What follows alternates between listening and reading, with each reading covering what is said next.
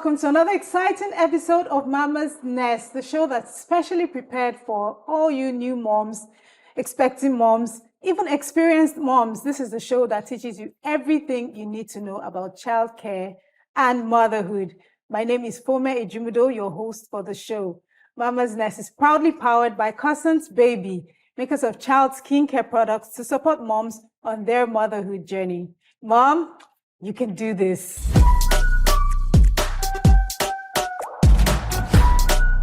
Welcome back. Now, labor is an event that every single pregnant woman looks forward to. Of course, you've been carrying the weight of a baby for 9 months, and you get to that point where you just want to give birth to that baby and free yourself of that load. While there might be complications at times, every single woman looks forward to this stage of pregnancy with a lot of anticipation and sometimes faith. Well, on today's episode, we're discussing labor. Yes, we're going into the labor ward, into the labor room. We're going to be busting myths, and we have experts here who will tell you how best to prepare for this phase of pregnancy with loads of confidence. With me here to discuss today is, we have our professional in the house as usual, Grace Adekola. She's a professional midwife, and she says that she has lost count of the number of babies she has birthed. So I think we're in good hands. Yes. Thank you so much for joining the show. You're welcome. We also have an experienced mom, not just any mom, she's a mom of twins. Sophia Runsewe, thank you so much. Thank you for joining the show. I'm glad that we have you, an experienced mom of 3 kids, a set of twins. Well done. Well done, Mama. And a midwife here on the show today. So let's get right into it. What do you guys think about the fact that when they say women generally feel bad when they give birth through a CS? Does it make you a bad mom? Does it make you a bad mom, or should you feel guilty about it? Is it something to feel guilty about? All right. CS, a procedure done instead of the safe vaginal delivery. Yes. So I like to term CS as a scar of honor. A scar of honor. That is, yes. It gives you the opportunity to have another chance. Exactly. Instead of the safe vaginal delivery. Instead of the vaginal you know, delivery. in life, when you don't have any other choice, it's not a good thing. So when you have 2 choices, you can pick, especially when complications come up. So imagine you don't have CS. How would you delivered your baby? Exactly. So CS is not something you should see as a death sentence. And over the years, not something to feel guilty about. You should embrace it, and even the scar as a scar of honor. Exactly. Yes. Yeah, so for my twin births, I remember when they told me, oh, you have to check in on so day, I was actually very scared because I'm like, I've had a child before and I just went through the normal labor. So it was, I had 2 thoughts. I was just worried, and funny enough, I now felt sick days before I was to check into the hospital for my surgery, that's the CS. So I had malaria, my temperature was high, so they were not changing their minds. They were like, you still have to wait. We'll treat the malaria, but you will still have to go through the process. So early in the morning, they told me, oh, from yesterday, you're not going to eat till like 8 in the morning. So I was really scared. I was frightened. But did you feel guilty? Did you feel bad that you didn't? Well, I was like, they just didn't even give me the choice. They said, Madam, you know you're expecting twins. We can't wait for any of them to put you into labor. It will be dangerous. So I was like, they were like, are you with us? I said, yes, I'm fine. Anything you say is fine. I'm actually tired. I want to let them out as soon as possible. So I felt perplexed at first, but at the end of the day, I think I just had strength at the end. You know, there was a midwife that was whispering to me, saying, you can do this, you are fine. And so when they pulled out the first baby and I screamed, she said, how did you feel it?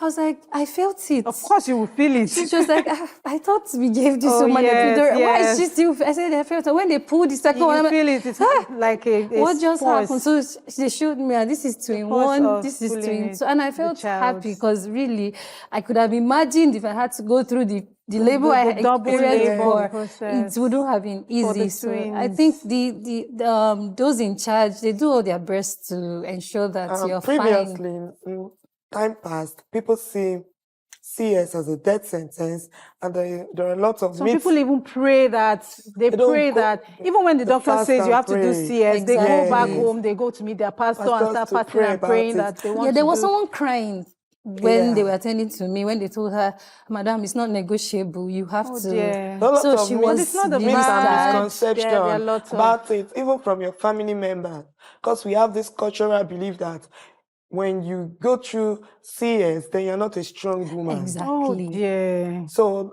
the culture would tend to stigmatize you as not being strong. I actually like the term you used, that you know it's a scar of honor, really, because I get to see mine and I'm like, I just look at them. I'm like, people know you've given me this mark. I'm like, it's permanent. I can't. There's nothing to do about it. You just have to keep seeing it every day. I'm like, it's a beautiful reminder. Exactly. And the media always portrays this negative effect, this negative story about childbirth, about labor and childbirth itself, that it's painful, it's very, very painful, that even when the husband is massaging, they'll just hit the man. I'm not doing again. Nobody told me this height is, I'm not doing again. What was your experience? Is the stories that the media portrays, is it true to life?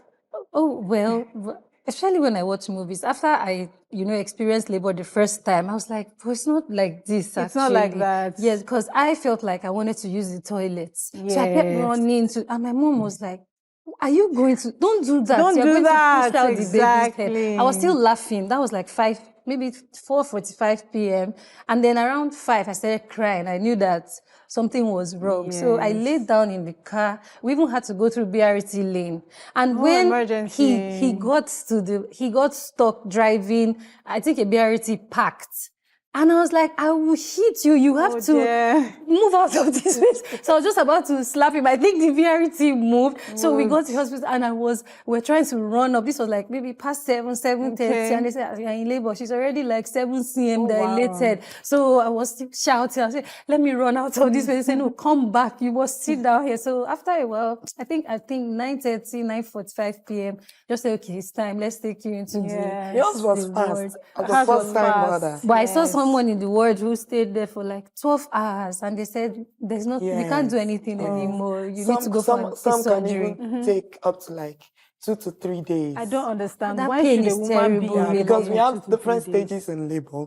And the first long stage, time to wait. Yes. So why? Can stay for long. But how about the baby? Is the baby safe? Yeah, the baby is safe. The baby is safe until you enter into the active stage of labor. We have the latent phase and we have the active phase. I think we're going to go into the stages pretty soon, but there are still some other things that we need to discuss. For me, I think some parts of what the media portrays is true, but not everything. It's TV. There's so much they can tell you in that little space of time. Exactly. But there's this one thing that nobody ever mentioned, nobody ever told me, I never knew. I was also going to use the bathroom. I was in active labor. And I was going to use the bathroom. I felt like using the bathroom, it was so intense. I was like, I need to go now. Like, I need to take a dump right now. Get out of my way. And my husband was like, wait, you're in labor. You shouldn't be going to use the bathroom because... And you hear stories of women who go to use the bathroom and they almost give birth in the toilet. So that's one of the major signs of nobody tells you about this. Sometimes mothers, even being our instinct of we are clean and you shouldn't defecate anywhere. Sometimes even as a midwife, you tell a mother, don't worry, defecate, I'm going to pack it. And they're like, no, I can't do it here. I have to make sure I do it in the toilet. I'll be like, I need you to do it here right now. I'll be like, no, help me push the baby back. I need to defecate now before the baby comes. No. How my baby comes with feces. Nurse, can you kindly help me push the baby back? Let me just go to the toilet. Let me poo first. I know, but it's just one of the signs of, it's time for the baby to come. Because the baby has to push away every hindrances, including feces. to come In the out. way. Yes, even if there is I urine, see. it could delay labor. So anything, during that process, they push it back to ensure I'm coming into the Yes. world. So when a lady is in labor, what are some of the first signs to look out for?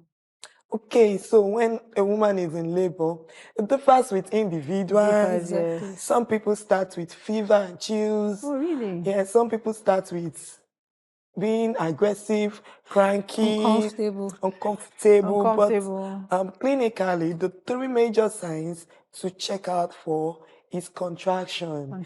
And when I mean contraction, I mean tightening of the belly. And it has to be rhythmic.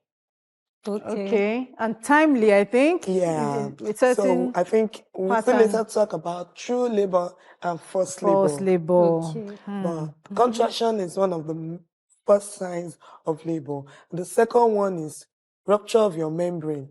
That is, the water bag has broken, like our mothers would say. And then the third one is show.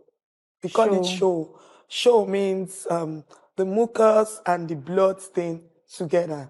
So you could just feel something drop like your normal menses, but this time it's a mucus joined with blood stain. So those are the three clinical major signs for labor. What was the sign you got for your first? I was just uncomfortable. But funny enough, I decided aren't you uncomfortable in the last trimester anyway? No, it was just like I had a load, but I was fine because I usually have this hyperemesis gravidarum. I think you know it. Severe vomiting. I'll always be hospitalized for like 2 months. So I decided to, they had told me that if the baby hadn't come by 25th, I should come to the hospital that day so that they would help me. So I said, no, I'm not going to, I don't want to go to the hospital. Let me take a walk. I took a long walk very far actually. When I came home, my legs were swollen. Like extremely swollen. It hasn't been swollen all through the pregnancy. So I said, okay, maybe I wanted to believe. Someone called me and prayed, oh, this baby will come today. I said, oh, I believe. So in the evening, I was doing homework with my nephew. I just started feeling somehow. I'm like, I can't sit down anymore. I don't know. Let me go to the toilet. So I kept going to and fro. And it was almost 40 minutes. I was like, this girl, are you sure you're not in labor? So I said, I don't know, but I just feel like using it. So it was the third time that she said, no, this is labor. Let me call your sister to hurry back home so that you can go and to the hospital. Until somebody in the family mentions it to you. It won't occur to you. When it is at that time that the pain now actually triggers. Oh, triggers. So when you don't know, you just feel especially like when your water doesn't break. When you don't have those exact symptoms. When somebody now mentioned it to you, ours was a very fast process. And we have something we call precipitate labor. When we are talking of precipitate labor, that is, your labor did not follow the normal process. So there's some people that you just see them, they'll tell you, they don't know that they want to give birth, and in the middle of the market, boom, the baby is there, boom, in the bus. I've heard of stories like that. So we call those kind of experience precipitate labor. That is the labor didn't follow the normal process. And many women pray for it. Just want it like that. Easily. Like the Hebrew women, just that easy. Like the Hebrew women. This Hebrew women so-called team, is it really true? Because I'm not sure it was that easy. Yes, that's what I'm explaining. Okay, so it differs from person to person. Exactly. But it's not actually good to have a precipitate labor. It can be dangerous. Yeah. But the environment is not safe for the baby. As much as possible, when you know it's around your due date, stay at home. So are you saying that the walk I took, I could have had my baby on the road? Yeah, probably. Stay at home, but I'm sure they also feel a certain way. I just wanted to help. I was tired, you know. I've gone through the probably you must have been noticing, but because you're a first-time mom, you don't know actually what the signs of labor were. Yes. So the labor must have started maybe weeks before that time. And you didn't pay. Maybe you didn't pay attention. Back pain, waist pain, leg pain, or headache, slight headache, but you weren't looking into the direction. Okay, so for me, my water broke. That's like the surest way out of this. For two of them, my water broke. That's the surest thing. It's what I always pray for, because they tell you when your water breaks, go to the hospital because it's a sure sign of labor. Exactly. How about the pain of labor? How did you cope with the pain of labor? Is there any way to cope with it? Is there any remedy? So let me start with what actually happens when you are in labor. So it is about 406 bones that humans have, and all of those bones, 406 bones, 407 to be exact, but we don't count the other one, sort of. We say 406 with iron bone. So the 406 bones together are in action. During labor. During labor. Interesting. Wow. So you can only describe a labor pain close to a fracture pain. The guy's hearing, like you can't even explain. You can't explain the pain. Exactly. But I also understand that many women have different pain thresholds, which we're going to talk about later on. But please go on. So the whole bones, the whole body is into it. Like everything in the woman's body is at action. Like the brain, the eyes, the nose, everything is you engaged. Can't actually describe it. So you actually can't describe how can you now cope with it? We have the pharmacological aspect of coping with it, though not advised. And I also have the non-pharmacological part of coping with it. So I will start with the non-pharmacological part of coping with pain in labor. So the first one, we have aromatherapy. Aromatherapy is not something we do use, most especially in this part of Africa. Part of the world, yes. Really. So there are some oils that suits the body. Does it work?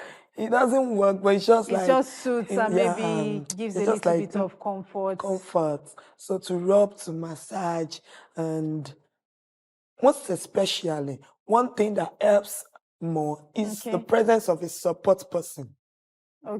Like the husband that usually gets butted out anyway. Support person. Because when someone you love, it's there during your pain, you can actually feel safe and secured. So that's the first thing I like to mention. So back to the non-pharmacological method I mentioned earlier. We also have homeopathy. That is, some people use herb. That's why you hear take jute, which is ewedu in the Yoruba language. The people say blended when you one, take ewedu, blended one, your baby will come out. Yeah, they said the baby comes out quickly. Why? Because does it work? Yes, it works for some women because the jute consists of some things in it. Is it safe? Yes, it is. Safe. It is safe because herbs doesn't work immediately. So they take process. When so the woman takes it before.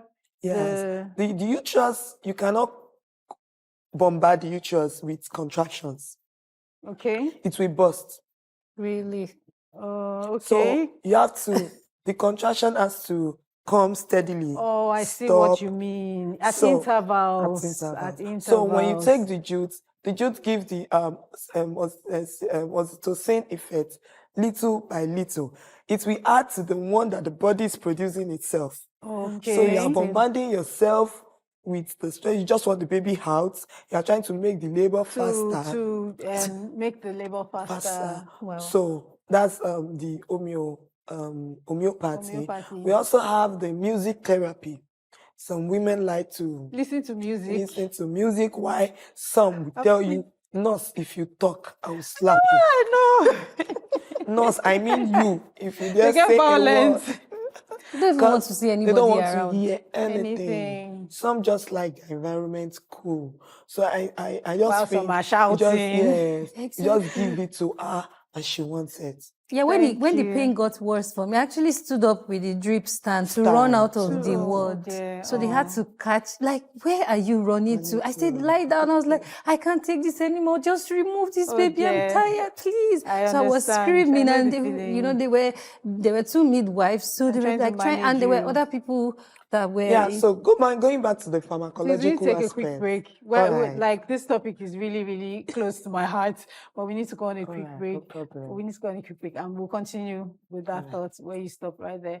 Thank you for watching, our dear audience. We'll be back. There's so much more that we need to discuss on labor. It's all sorts of drama, seriously, when a woman goes into labor. If you have any questions, please feel free to drop them in the comment section or send it in as a message to any one of our social media handles now scrolling on the screen. We'll take a quick break and we'll be back shortly.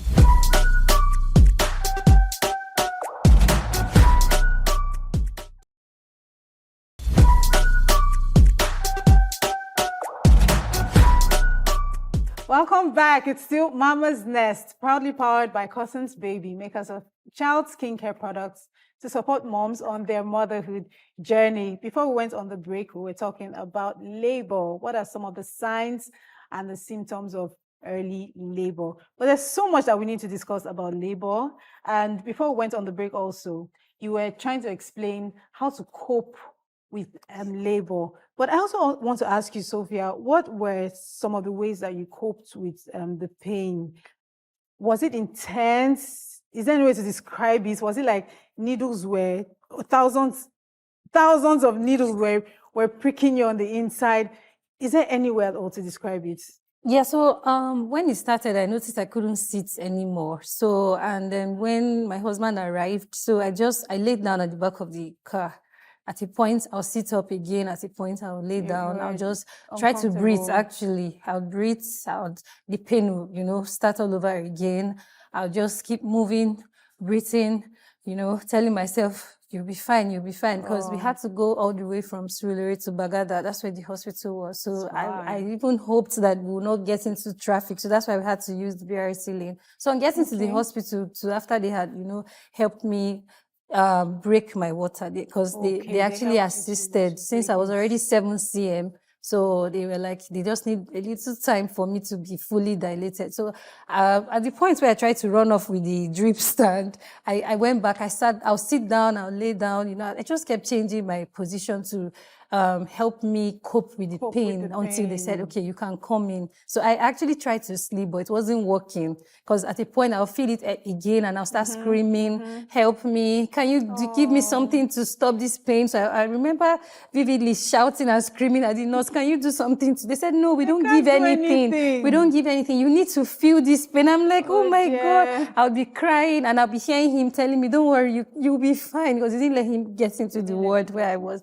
So he would say, you'll be fine, don't worry, just keep breathing. I'm praying for you. And I'm like, okay. I was looking at the time. You even had time to look at time. I was saying, God, are these people not ready? This was already 1 hour plus. And I was listening to the person already giving birth. And I'm like, someone is already doing what I want to do. So I'll breathe again. I'll sit down. I'll lay down. So once I feel the pain, I change my position. So I think that was what helped me. Yes, it helped. I'll lay down sometimes. I'll sit up. I'll walk a bit just from the door to my bed, and it will calm down a bit. I'll start feeling it again. I'll start screaming, and they'll say, don't worry, you'll be fine. So I think moving around could help you. It's a journey that you just want to end. You just want it to end. But tell us, what are some of the effective coping strategies that work, that are available locally? Locally, let me say, for this part of Africa, the world, yes. The only thing we would say is exercise. And we don't even... Before the labor starts? Before the labor starts. Okay. Not what during kind of labor. Exercise? Okay, breathing exercise. Oh, before the labor, breathing exercises? No. Okay, during labor. Labor. Before the labor, you can do exercises. Okay. But during labor, you are not allowed to do exercise. Any exercise. Because the exercise does not mean it would help the labor to be faster. Okay, at that point. Yes, at that point. Yes. Some people say do exercise, walk up and down. it's not all that effective because if you are going to be doing any exercise at that time, you have to listen and do the one that would help. That will help. But because you are in pain, you cannot listen to us about the exercises that would help. You may not get the right one. The only one you can listen to is the breathing exercise, which you must have been taught prior to that time. Okay. So how many women actually remember the breathing exercise when during the pain kicks in? Most especially for me, I tell them during breathing exercise, you don't need to hyperventilate. Because many of them hyperventilate, they do. Okay, so you need to breathe properly. Yes. And as they're doing that, they're hyperventilating and they get tired easily. Okay. So they might even get too tired to push eventually when it's time. So the breathing exercise is strategic. We have the starting exercise. You have the one you do when the contraction is very strong. And we have the cleansing exercise after the contraction. Okay. Wow. I didn't when the know baby is about to come out, we stages. have the one we ask you to do. So that's the time I tell them, okay, do. They can't. So I say, okay, blow your candle. So they do. Okay.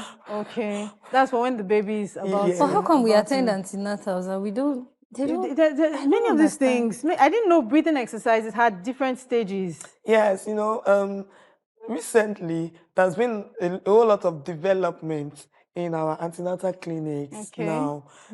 So separate from what we used to experience in the time past. Okay. My own experience was very. I tried to do breathing exercises, but mine was different because I prepared myself. I'd gotten a lot of negative reviews from the media, but I didn't want my own pregnancy and childbirth experience to be like that. So I got a book, Supernatural Childbirth. I started saying the confessions inside the book. Seriously, I was saying it like almost every day, as often as I would remember. And I remember clearly that I also said that immediately I give birth, the doctor would say that it was such an easy delivery. It was part of what I wanted to experience. And funny enough, my delivery experience was easy. It was easy. So I think that a lot of what people take in on the outside from the media, they buy into it, they believe it, and it actually becomes their experience. So I built my own experience. I said, this is what I want to experience.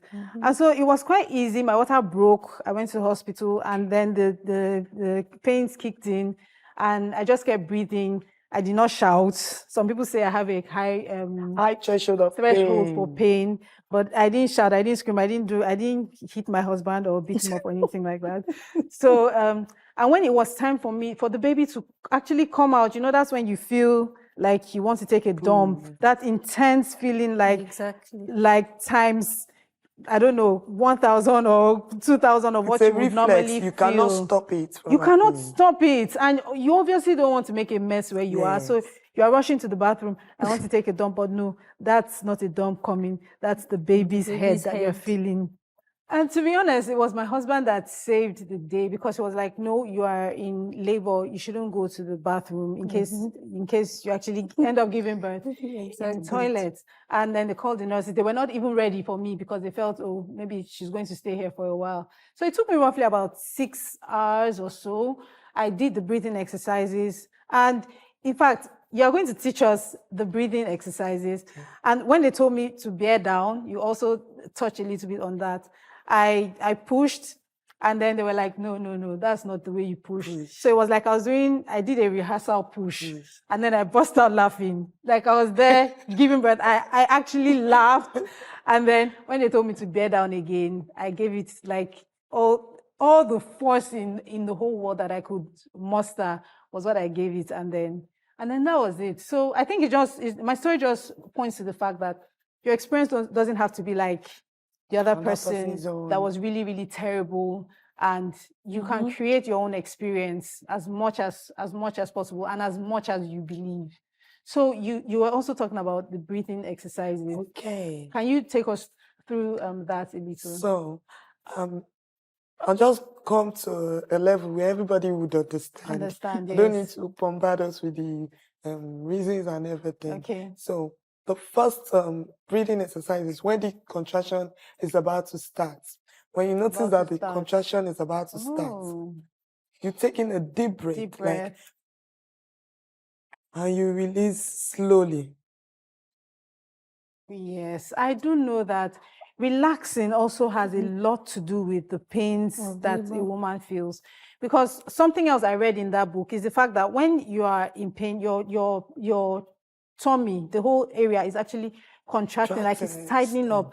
But we react in fear. Exactly. So we're also tense. Your entire body is tense. So I think that is some part of the explanation why the breathing exercises help. Okay, so please go on. So when taking a deep breath, you can't want to 6 as you relax. You relax. And another thing you are doing as you're counting the 1 to 6 is you're giving yourself a diversional therapy. You're diverting your mind away from the pain. From the pain. And we also preach that you focus on something you love or something. You make sure your eyes is focused on something as you take the deep breath. Oh, that makes a lot of sense.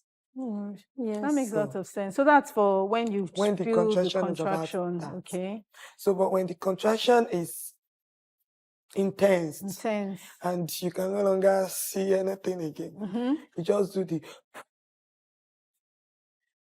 fast breathing, right? Not too fast, so that you don't hyperventilate. Okay. Just do the.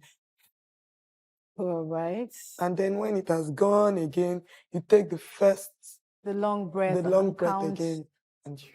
Wow. What do you think? Maybe we should try again. One more, baby, just to try out all these tips. So what if I have 3 kids? I'll do each of them. How about the part where they say bear down and... Okay. At that part, we need all the strength. We call it maternal effort. Wow. We need all the strength you can gather. At that point, you're an athlete. We need to tell you, go. You can do it. And there's nobody that can push. Nobody can help you. The only thing you can do is your positioning can actually help. So many times when I'm in the delivery room, what I do is I ask them to pull their legs, their ankles backward, because the better position we use mostly here in the parts of Africa is called lithotomy. Okay. We also have different other positions. But because of time, we'll not be able to go into that. Okay. So you'll be able to pull back your legs and raise your head to your navel. So as you watch your navel, you are exerting the pressure down while you are making space for the pelvis, for the baby to be better through the pelvis as you put your legs apart.